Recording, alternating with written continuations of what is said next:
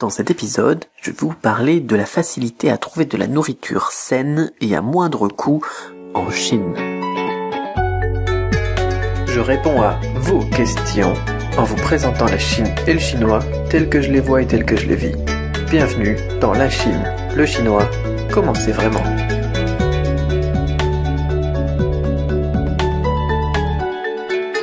Bonjour, c'est Cédric Beau, l'auteur de la méthode Cramp, la nouvelle méthode Cramp d'ailleurs aussi, qui vient de sortir. Et donc bienvenue dans l'épisode 66 de la Chine, le chinois, comment c'est vraiment, #LCLCCCV. Je voudrais revenir avant de commencer avec la question de je sais plus qui d'ailleurs, sur une réaction de Thibaut qui m'a dit: bonjour Cédric, j'ai acheté la méthode Cramp du cru 2015, j'aimerais savoir quand avoir les cours, je suis impatient de commencer pour savoir faire des phrases moi-même dans la langue. Merci pour tes podcasts et multiples mails, tout aussi intéressants les uns que les autres. Tu fais partager ta passion pour cette culture et cela se ressent et cela me donne de plus en plus envie d'aller découvrir ces pays. Merci, à très vite par mail, Thibaut. Alors, je voulais insister sur le fait que la nouvelle méthode Cramp, eh bien, tu y as accès déjà par ton espace membre, donc tu as reçu un mail lors de ton inscription. Les cours ne sont plus envoyés par mail. Le problème des mails, c'est qu'ils s'accumulaient dans la boîte de réception, et si on prenait du retard dans les cours avec l'ancienne version de la méthode Cramp, eh bien, on accumulait des mails, et c'était complètement démotivant. Maintenant, les cours, eh bien, ils sont tous rassemblés dans un espace membre, et ils se débloquent les uns après les autres, et c'est vraiment très intuitif, c'est très joli, c'est très moderne, donc on peut les retrouver comme ça. Si jamais, eh bien, on prend une semaine de vacances ou n'importe quoi, on n'est pas stressé parce qu'on a 10 mails qui se sont accumulés comme ça, enfin 7 mails qui se sont accumulés comme ça dans la boîte de réception, on se dit on a des cours en retard, etc. Non, on va tout simplement dans son espace membre, et puis on continue là où on est arrêté, c'est beaucoup moins stressant, et en plus ça permet aussi d'y accéder à partir de n'importe quel appareil.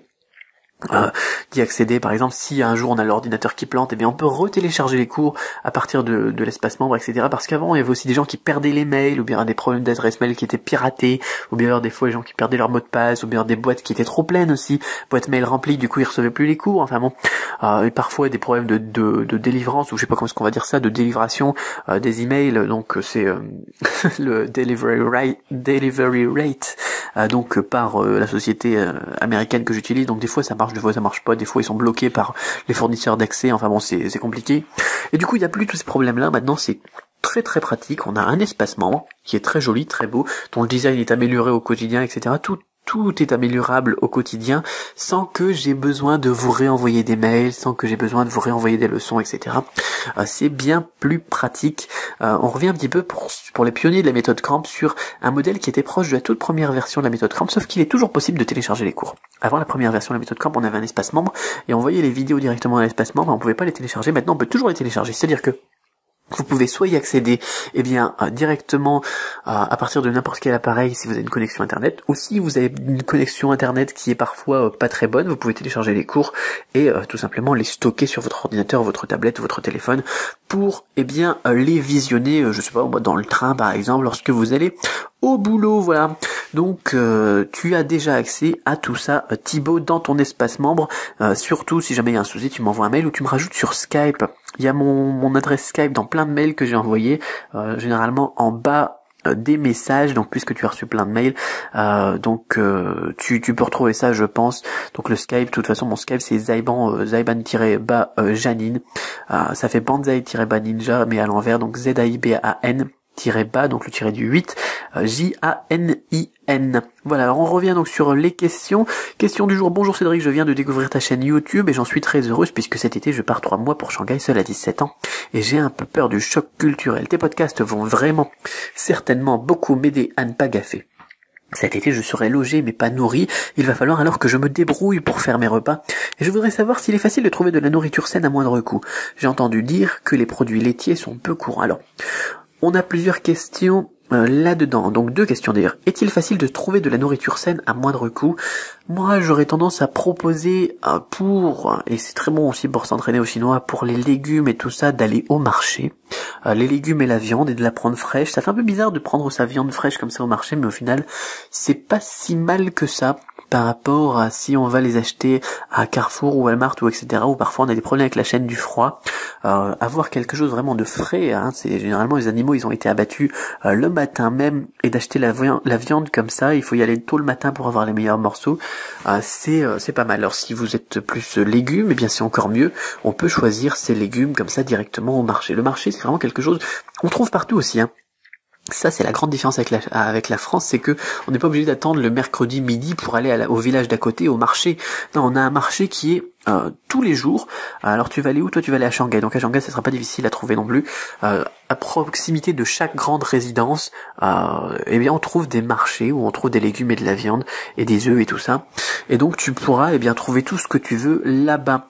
Donc pour cela, je propose donc effectivement de ne pas aller à Carrefour, pas aller à Walmart, pas aller à Auchan.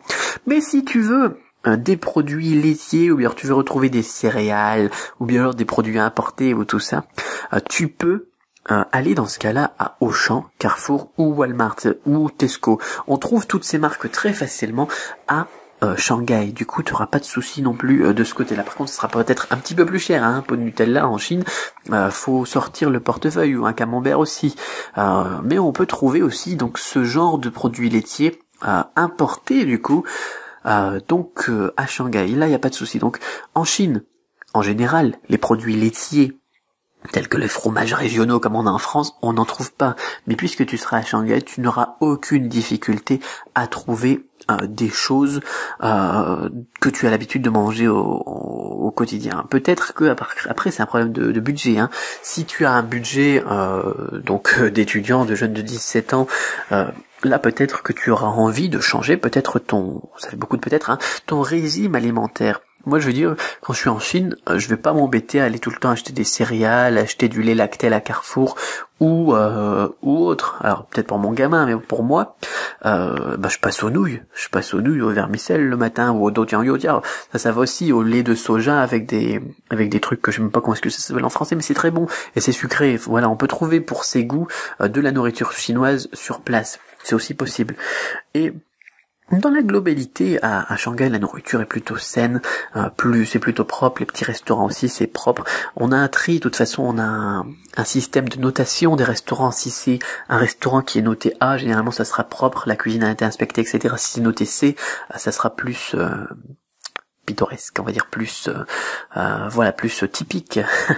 Donc ça dépend, on trouve c'est ça qui sera génial à Shanghai, c'est que tu pourras vraiment en trouver pour tous les goûts. Tu trouveras du propre, du moins propre, tu trouveras du sain et du moins sain, tu trouveras du cher et du moins cher. Donc on trouve de la nourriture saine, mais pas forcément à moindre coût. Voilà, ça dépend aussi. Après, on en a pour son argent. Hein. Si on veut vraiment manger un truc avec de la bonne viande, etc., eh bien, en Chine, il faut savoir mettre du 4-5 euros le kilo pour de la viande de bœuf, du 5-6 euros le kilo pour de la viande d'agneau, ou moins cher pour de la viande de canard. Enfin, c'est comme en France. Après, voilà, on peut pas se dire, voilà, je vais aller en France et puis je veux manger un steak de bœuf à 3 euros. Ça, c'est pas possible. Non, donc ça sera pareil en Chine. On en a pour son argent. Pour les produits laitiers, si ce sont des produits importés, là il faut être prêt aussi à sortir un budget. Donc ouais. On trouve de la nourriture saine à moindre coût. On trouve pas forcément de la nourriture occidentale saine importée, donc à moindre coût. Voilà, donc faut faire un compromis, je suppose, après. J'ai pas noté ton prénom, mais il faut savoir faire un compromis, donc cher anonyme de 17 ans. Voilà. J'espère que ça répond à la question, mais dans tous les cas, après, Shanghai, c'est une grande ville, il n'y a pas trop à se faire de soucis, donc, de ce côté-là, et voilà. N'hésite pas à poser des questions, n'hésite pas aussi, toi, à revenir sur cette question si jamais tu souhaites avoir plus d'informations sur tel ou tel point de ma réponse. Donc, à me questionner sur du-chinois.com/question, je me ferai un plaisir d'y répondre dans un prochain podcast. Là, je mets vraiment le paquet sur les podcasts, j'arrive à en faire 5 par semaine de manière régulière et ça me fait plaisir. Donc, posez vos questions, ça peut perdre les popettes sur du-chinois.com/question et réagissez sur YouTube. Allez, il y en a pas beaucoup qui réagissent là. Aujourd'hui, j'aimerais bien que vous réagissiez sur YouTube. Allez. Rendez-vous sur YouTube, sauf si vous êtes en Chine. Gardez l'esprit ouvert, ensemble on tue les préjugés, on se retrouve demain pour l'épisode 67.